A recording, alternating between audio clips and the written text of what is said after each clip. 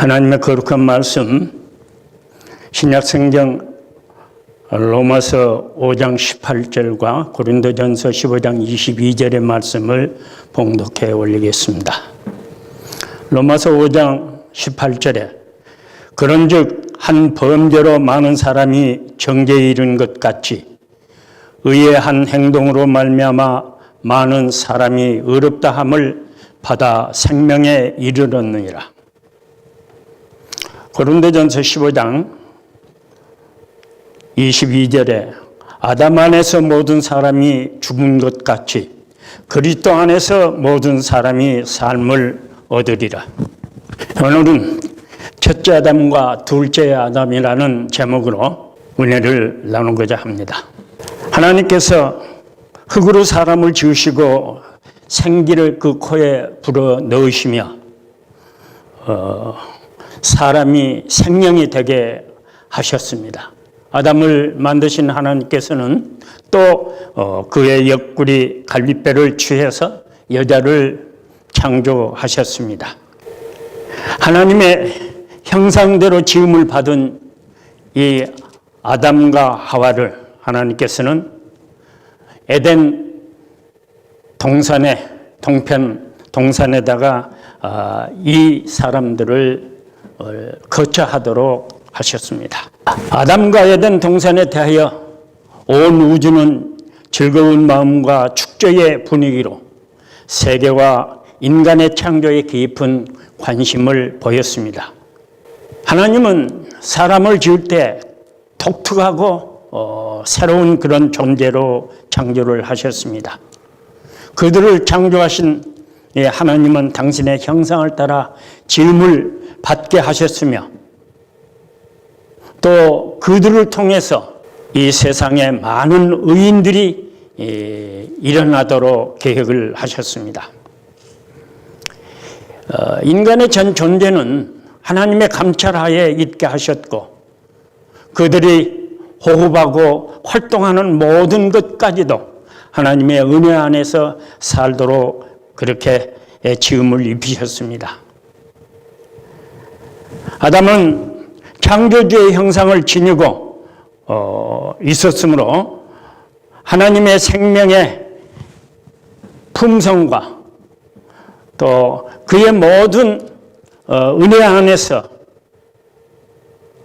완전하고 튼튼하고 순결하고 아름답게 지음을 받았습니다. 오늘날 6,000년의 긴 세월이 흘렀지만 우리 인간의 육체가 강건하고 튼튼하고 오늘 이 시간까지 생명의 호흡이 이어질 수 있는 이런 사실은 하나님께서 아담을 얼마나 튼튼하고 완전하게 지으셨다고 하는 증거가 된다고 하였습니다.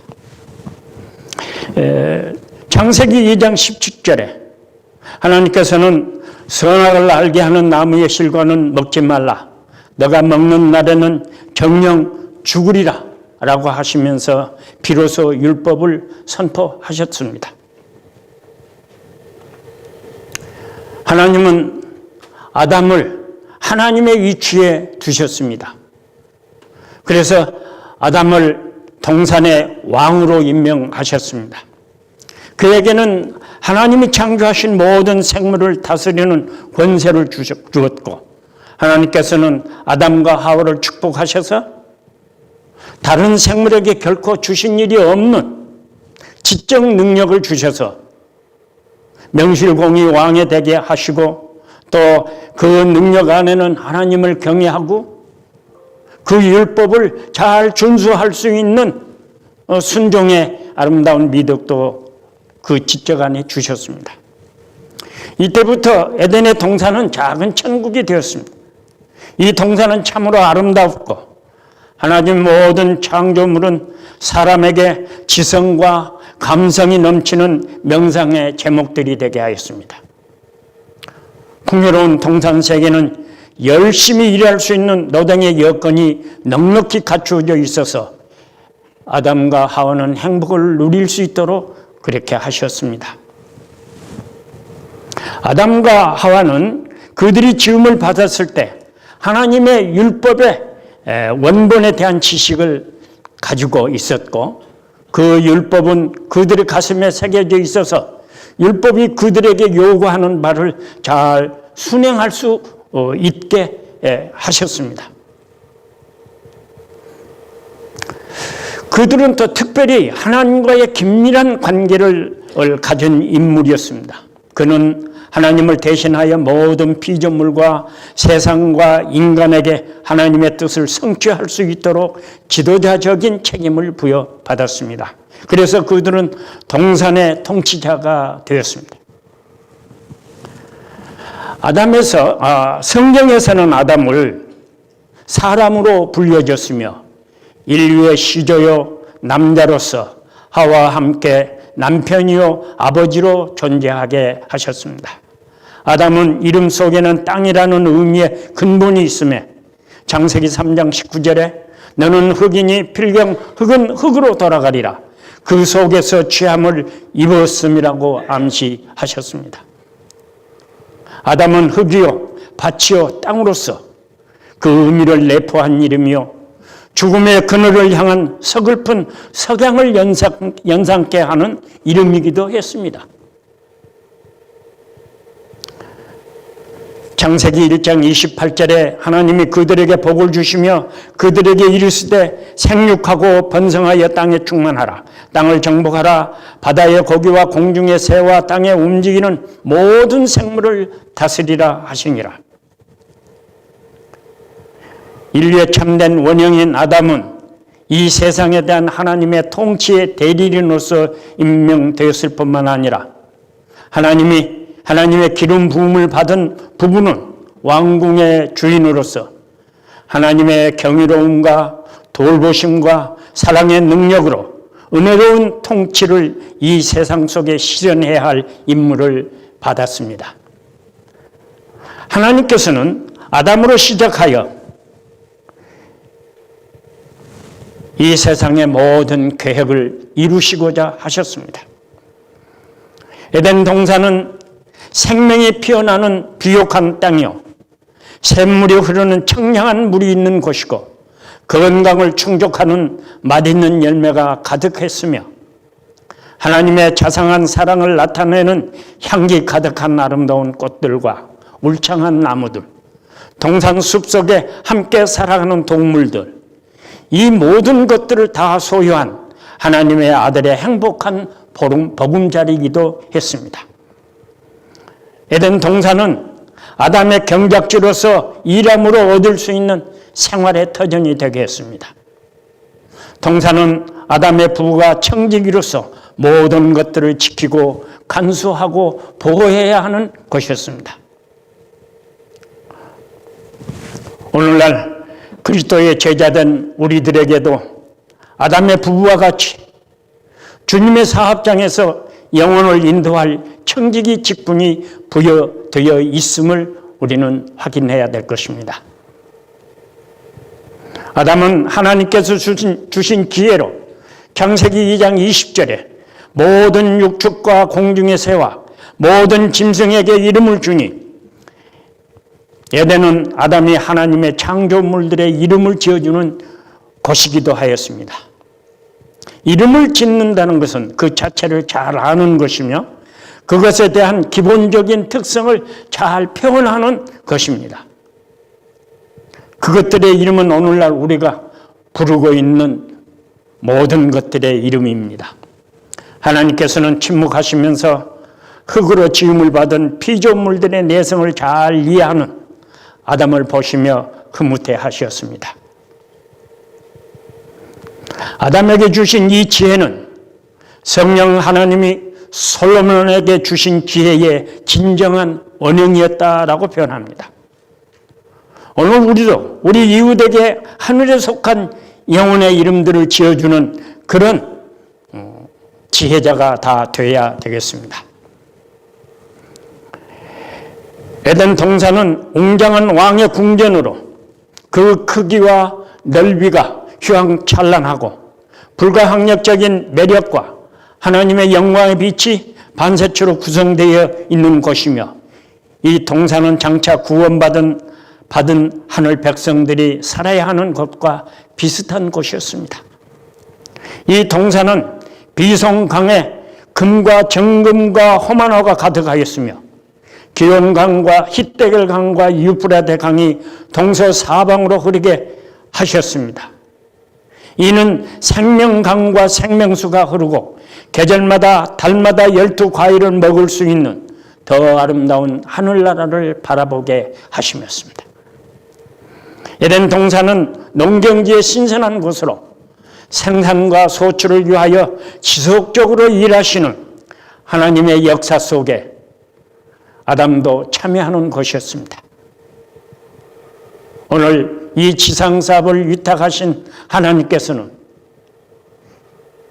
이 지상에 하나님의 거룩한 복음으로 인하여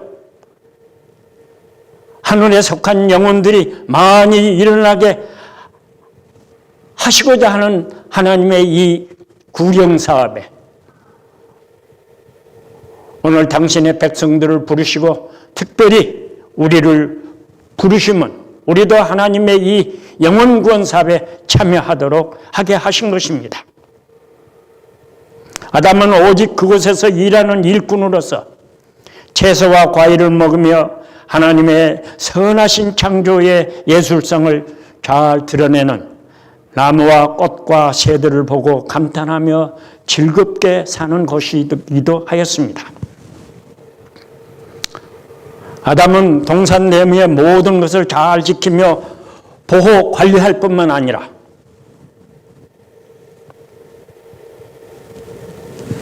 외부의 어떤 침입도 막아야 하는 절대적으로 지키는 파수꾼의 역할이었습니다. 아담은 자신과 같은 사람, 돕는 배필 하와의 남편으로서 아내를 맞이하였습니다. 창세기 2장 23절에 이는 내 뼈 중에 뼈요 살 중에 살이라 이것을 남자에게서 취하였은즉 여자라 칭하리라. 이 놀라운 아담의 시적인 감수성의 고백은 사랑의 언약이었습니다. 이에 칭찬하시는 하나님의 허락하심이 축복의 노래로 선포됩니다. 창세기 2장 23절에 이러므로 남자가 그 부모를 떠나 그 아내와 연합하여 둘이 한 몸을 이룰지니라. 남자와 여자가 서로 다른 성별을 가진 그들은 한 몸을 이루는 심오하고 신비한 일로 인하여 같은 뼈, 같은 살의 관계 속에서 자신들의 중요성을 더 깊이 생각하고 확증하게 되었습니다. 아담은 그의 아내 하와를 잘 살피고 보호해야 하였습니다. 그들 부부는 서로의 관계에서 하나님의 사랑을 배우며 체험하며 깨닫게 되었고 동산의 질서와 운영의 규칙도 순행하여 나갔습니다. 그들은 공동체로서 서로가 협력해야 했고 하나님의 동산, 에덴의 동산의 모든 피조물들과 주어진 선물들은 하나님의 선하심과 충만한 사랑의 완전하심을 잘 나타내고 평화로웠습니다. 아담은 동산 안에 내재하는 것이든지 밖으로부터 침범해 들어온 것이든지 그것들을 지키고 간수하는 사람으로서 이들 부부는 동산의 보호자 역할을 하였습니다. 그런 의미에서 동산은 이들 부부의 훈련장이요 시험장이 되었습니다. 세상의 대리자는 하나님의 관리자로서 가볍고 작은 시험을 통과하여야 하였고 이들 부부는 이 시험을 위하여 항상 협력해야 했고 함께 동행해야 했습니다. 아담은 아내와 함께 해야 할 공동적 일의 틈이 생겨 하와 혼자 있게 되므로 사랑의 방음막이 흔들리게 됐고 평화와 자유가 깃든 아름다운 동산에 검은 구름 바람이 불어 홀로 산책 중인 여인의 마음에 불안이 찾아들게 되었습니다. 그로 인해 동산은 유혹자의 침입이 가능하게 되었고 이들 부부에게 위기가 닥쳐왔습니다. 남편의 도움이 요청되었습니다. 이때 하늘에 수종드는 천사들과 동산에 파송된 천사들은 이 쉽고 작은 시험을 무사히 합격하기를 기원했습니다. 동산의 모든 것들이 아름답고 보기에 참 좋았습니다. 그러나 에덴 동산 중앙에 있는 선악을 알게 하는 나무는 하나님의 소유의 열매로 구별되어 있었고, 그곳은 신성한 곳이요, 그 나무는 하나님의 품성의 표징이요, 그 열매는 법이요, 가까이 해서는 안 되는 법률이었습니다. 이 명령을 어기면 정령 죽으리라 하셨습니다. 하나님의 명령, 율법을 어긴 것은 죄였습니다. 죄의 대가는 사망, 곧 죽음이다라고 규정되어 있었습니다. 이때 원하지 아니하는 불청객이 찾아와서 호리는 말로 하나님의 법에 대한 반역의 칼날을 들고서 여인을 향하여 소리 지르며 먹으라, 따 먹으라고 외쳤습니다. 종용하였습니다. 창세기 2장 17절에 하나님이 선악을 알게 하는 나무의 열매는 먹지 말라, 너희가 먹으면 정령 죽으리라고 하신 그 나무의 열매는 하나님이 너희가 하나님됨을 인하여 먹지 말라 하며 결코 죽지 아니하리라고 유혹을 했습니다. 그때 그 나무의 열매는 먹음직하고 보함직하고 탐스럽고 더 아름다워 보였습니다. 여인의 마음은 흔들렸고 손은 떨렸습니다. 하나님의 음성이 들려오는 듯 하였으나 유혹자의 큰 소리에 분별치 못하였습니다. 눈앞이 캄캄하였고 천둥소리 같은 그런 가슴이 뛰었습니다. 먹지 말라 하신 하나님의 열매에 손이 닿았습니다. 열매를 잡고 담겼지만 가지가 흔들리고 나무잎이 떨어져도 쉽게 그 열매가 떨어지지 아니었습니다. 잠시 범죄의 순간에 그 손목을, 천사로 그 손목을 붙들고 사람으로 하여금 생각을, 시간을 갖도록 하셨습니다. 자비로우신 하나님의 성령께서는 모든 일에 은혜를 구하고 기도하는 시간이 필요함을 이 한순간에도 허락하셨습니다. 그러나 지혜의 열매는 나무로부터 분리되어 여인의 손에서 불행을 만들어 나가고 있었습니다. 창세기 3장 9절에 여호와 하나님이 아담을 부르시며 이르시되 너가 어디 있느냐? 아담이 가로되 동산에서 하나님의 음성을 내가 듣고 두려워하여 벗었으므로 숨었나이다. 누가 너의 벗었음을 내게 고하였느냐? 창세기 9장 11절에 내가 너더러 먹지 말라 명한 그 나무의 실과를 너가 먹었느냐? 예, 나와 함께 하게 하신 여자가 나무의 실과를 내게 주므로 내가 먹었나이다. 율법의 불순종은 죄이며 죄의 삭은 사망이니라. 온 우주는 아담과 하와의 주의가 결정될 그 투쟁을 지켜보았습니다. 천사들은 이 거룩한 부부가 하나님 아버지에게 가졌던 사랑이 사단의 기만적인 이론으로 하나님의 사랑을 무효화하려 할 때에 넘어지지는 않을까? 그 마음이 옮겨지지는 않을까? 간교한 게임에 넘어가 그의 거짓말을 진리로 받아들여지지는 않을까? 매우 걱정스럽고 처절한 마음으로 지켜보았다고 했습니다. 아담의 이 돌이킬 수 없는 실패에 대하여 하늘의 거민들은 매우 안타까워했습니다. 그리스도인이라고 자처하는 오늘날 우리들, 현대 아담들도 시시때때로 선악의 열매에 손을 대므로 성령님께 손목을 붙잡히는 일이 얼마나 자주 있었습니까? 민망할 뿐입니다.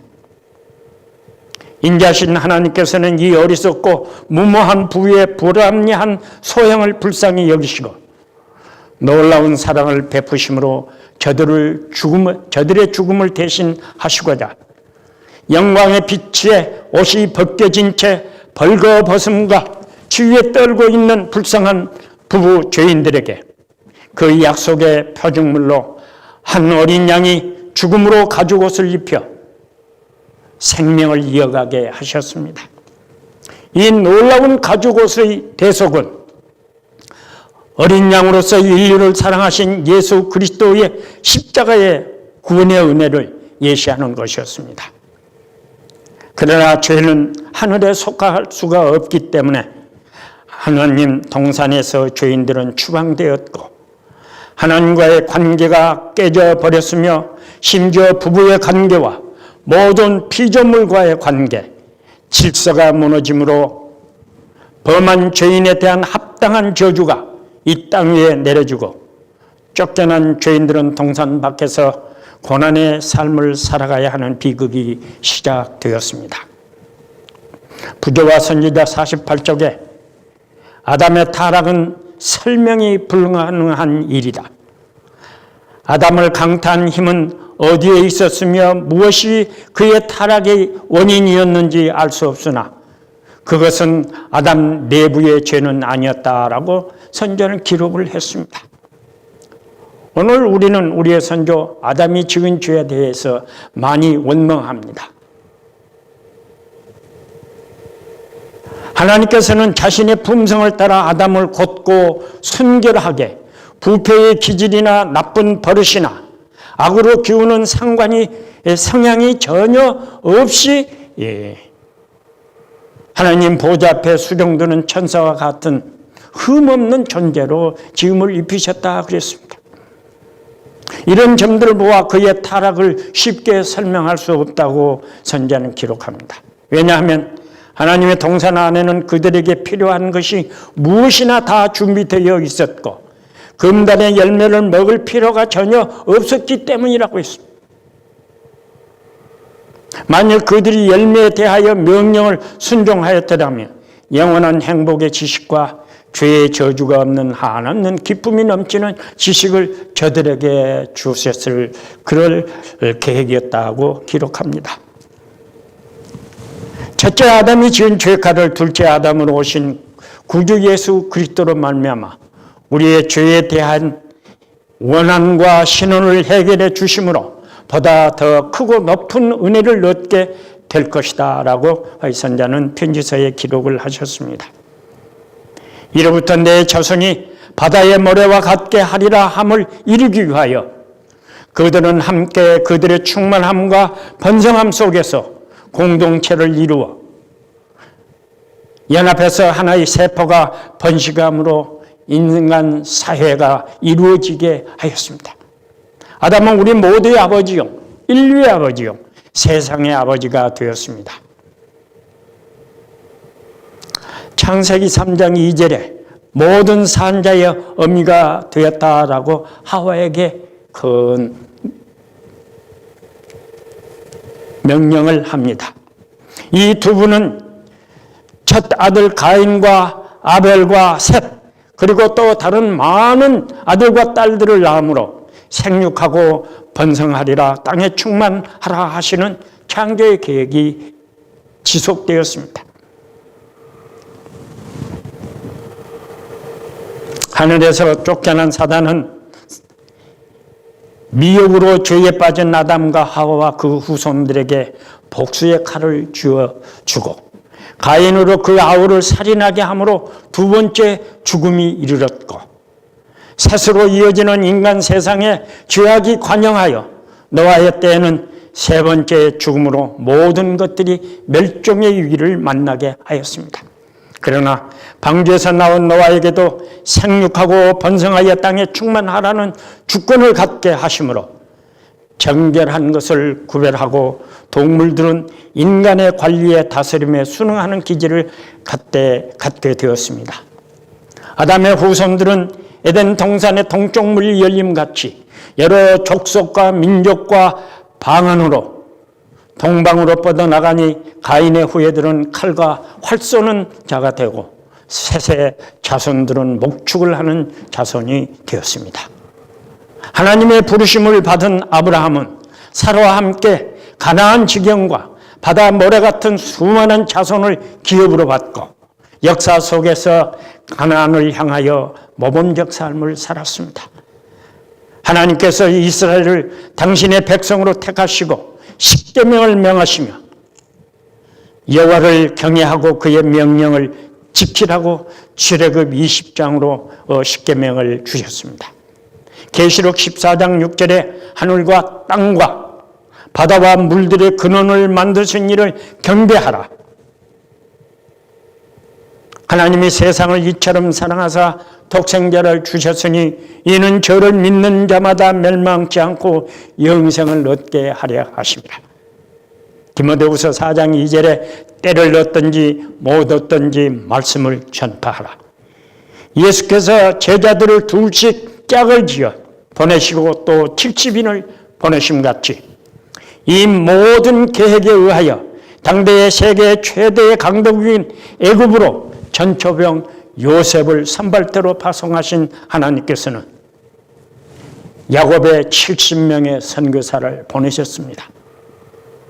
선과 악의 쟁투 속에 교육을 하시고 오랜 시간 동안 그들이 훈련을 받았지만 하나님을 잊어버리고 고난을 겪고 있는 민족을 때가 참으로 불러내어서 모세로 지도자를 삼아 아담과 같이 다스리는 권세를 주어 이스라엘 백성을 인도하게 하시고 여호와 하나님의 권능과 능력을 순종과 불순종의 생활을 통해서 의와 죄의 결과를 그들이 배우도록 교육하셨습니다.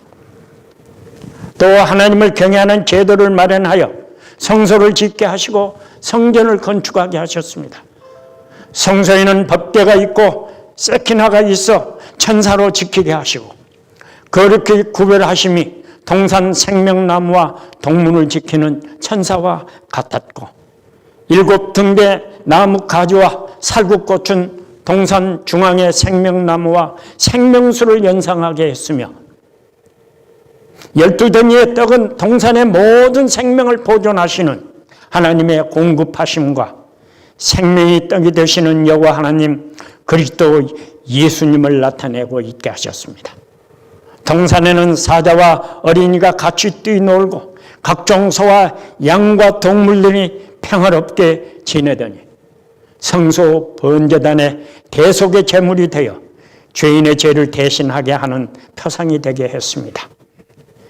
십자가의 고난으로 보혈의 피를 흘리신 어린 양 예수님은 아담에게 가죽옷을 입히신 여호와 하나님 바로 그분이셨습니다.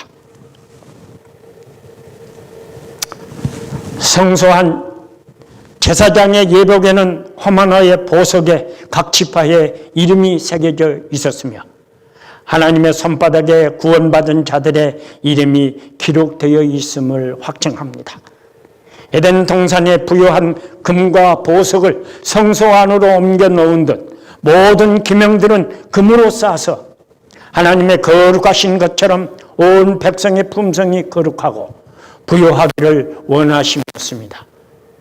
에덴 동산의 근원대 강물은 성소 앞 뜰에 놓인 바다로 물두멍에 가득 채운 물이 부족함이 없이 흐르게 하시고 하늘의 한없는 사랑과 무한한 죄의 용서와 거룩한 성소 봉사자인 제사장과 백성들의 성결을 요하는 주님의 자비의 표상이었습니다.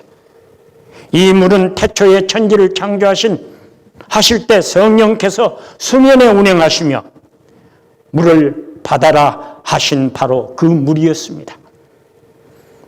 모세가 인도한 이스라엘 백성은 아담의 자손이었습니다. 의의 제사로 양과 짐승을 제물로 드려 죄인을 위해 무고히 죽어야 하는 어린 양의 피가 아담의 범죄와 이스라엘 백성들의 불순종의 죄의 대가를 천사도 대신할 수 없는 하나님의 인자와 긍휼과 크신 사랑으로 속죄와 구원을 담당하신 여호와 하나님이신 예수께서 인성을 쓰시고 직접 오셔서 율법의 요구를 충족하기 위해 십자가의 의를 이루시고 죽음의 값을 대속하시고 영원한 생명을 우리에게 주신 것입니다.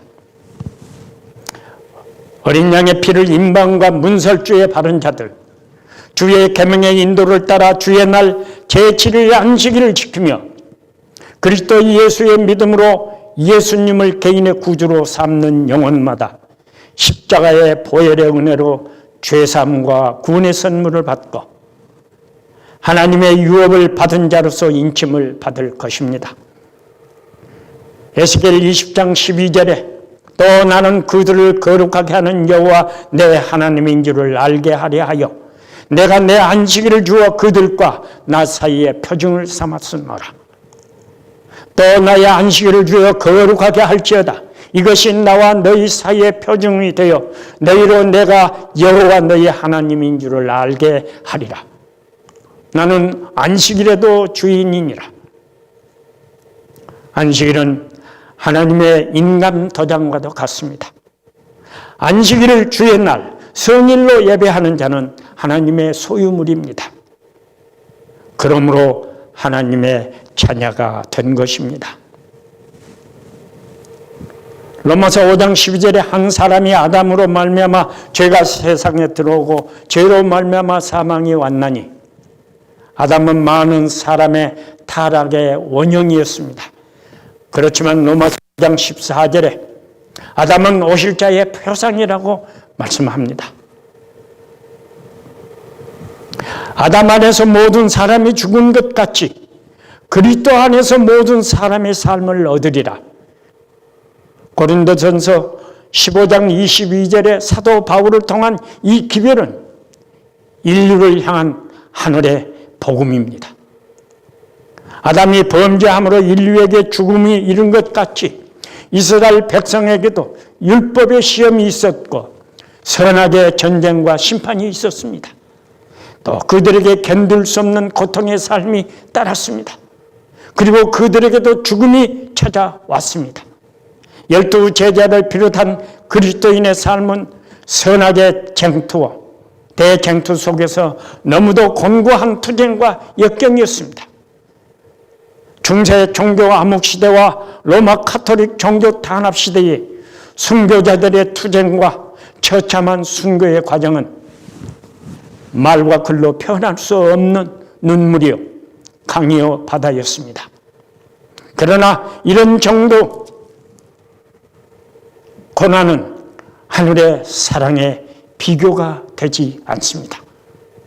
첫째 아담의 범죄로 죽음에 이른 인류의 이 슬픈 신혼을 풀어주기 위하여 구속주시오 메시아시오 그리스도시며 하나님의 영광의 본체이신 여호와 하나님 예수께서 친히 인성을 쓰시고 둘째 아담으로 오셔서 십자가의 하늘의 율법을 완성하심으로 모든 사람이 생명을 다시 얻게 되는 의인의 길을 열어주셨습니다. 이제 모든 것이 다 거의 마쳐졌습니다. 오직 우리의 신앙의 생활, 예수를 믿는 믿음만이 우리에게 남아 있습니다.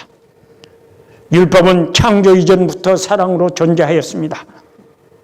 구약 때의 율법은 모세와 다윗과 말라기까지뿐만 아니라 그리스도 예수의 복음 때에도 변함없는 사랑의 계명으로 보호해 주셨으며 오늘날까지 우리에게 은혜의 선물로 주어지고 있습니다. 계명을 지키는 자는 하나님을 알고 그 사랑 안에 거하는 자입니다.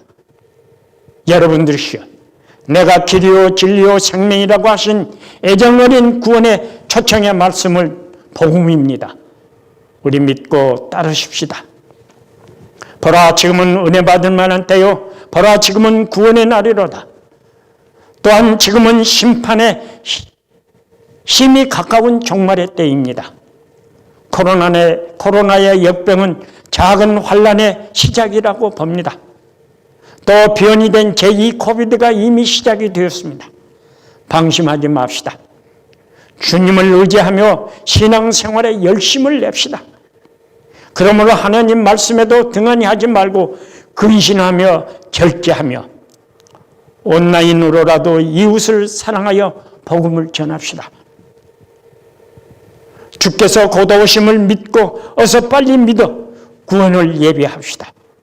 진실로 온전한 믿음 안에서 예수를 확실히 열심히 그리고 진실히 믿어 영생에 참여합시다.